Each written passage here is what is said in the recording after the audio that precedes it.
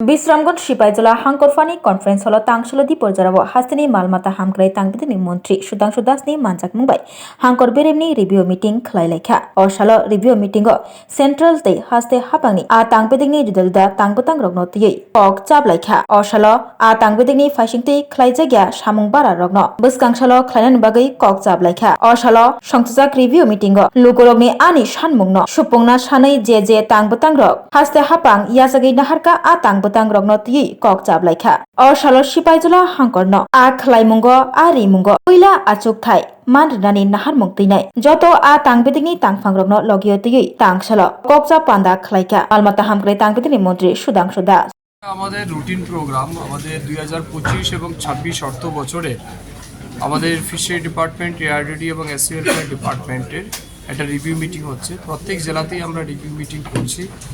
এই অর্থ বছরের এটা আমার সম্ভবত 6th নাম্বার রিভিউ মিটিং চলছে সিপাহীজলাতে।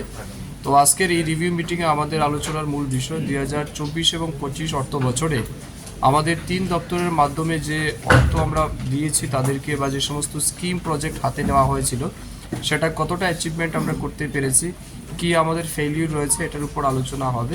তার সাথে সাথে 25 এবং 26 এই ফিনান্সিয়াল অর্থ বছরে অর্থাৎ চলতি অর্থ বছরে আমাদের কি টার্গেট রয়েছে, বাজেটে আমাদের এই দপ্তরের মাধ্যমে কি বরাদ্দ করা হয়েছিল, কি টার্গেট নেওয়া হয়েছে, এই সমস্ত বিষয়ের উপর আলোচনা করে এই জেলাকে এই 3 দপ্তরের মাধ্যমে সর্বোচ্চ সুবিধা কীভাবে পৌঁছে দেওয়া যায় তার উপরই আমাদের আলোচনা হবে। আমাদের আজকের এই রিভিউ মিটিংয়ে এখানে বিভিন্ন বিধানসভা কেন্দ্রের যারা বিধায়িকারা আছেন তারা উপস্থিত আছেন, জেলা পরিষদের প্রতিনিধিগণ আছেন, পঞ্চায়েত সমিতির চেয়ারম্যান আছেন, বিএসসিগণ আছেন।